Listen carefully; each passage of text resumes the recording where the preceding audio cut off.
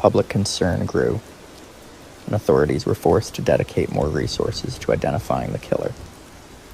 One key moment in the case came when investigators re-examined previous reports of women who had survived similar attacks. One survivor had provided a detailed description of her assailant, but her statement had initially been overlooked. When her account was reconsidered, detectives realized that certain details closely matched those from other cases. With this new information, they worked with experts to create an updated composite sketch, hoping it would lead to new leads. Despite the growing amount of evidence, the identity of the suspect remained unknown. Investigators knew they were looking for a man who moved frequently, had no fixed address, and appeared to target victims at random. They also suspected that he had a history of violent crimes, possibly dating back to his youth. However, without a name, authorities were left searching for someone who seemed to blend into the city unnoticed. Finally, investigators made a major breakthrough when they were able to compare the suspect's DNA to samples collected from men with criminal records. In early 1998, forensic experts found a match.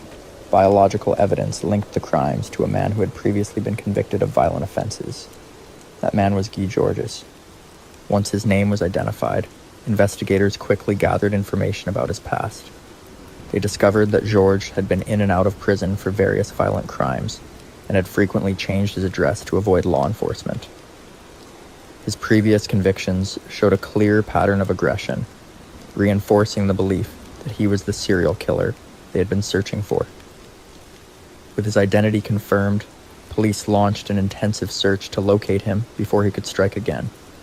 Authorities feared that if he realized they were closing in, he might attempt to flee or change his appearance to avoid capture. A surveillance operation was put in place, and officers monitored locations where he was known to stay. With forensic evidence linking Guy Georges to multiple crime scenes, authorities knew they had to act fast before he disappeared again. Surveillance teams tracked his movements across Paris, focusing on areas where he was known to frequent. Despite his tendency to move between different locations, investigators managed to pinpoint his whereabouts.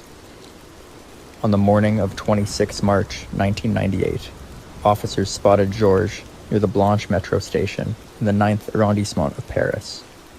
At the time, he was unaware that law enforcement had identified him as the prime suspect in the serial murders. Officers, who had been conducting an unrelated stakeout, took the opportunity to apprehend him.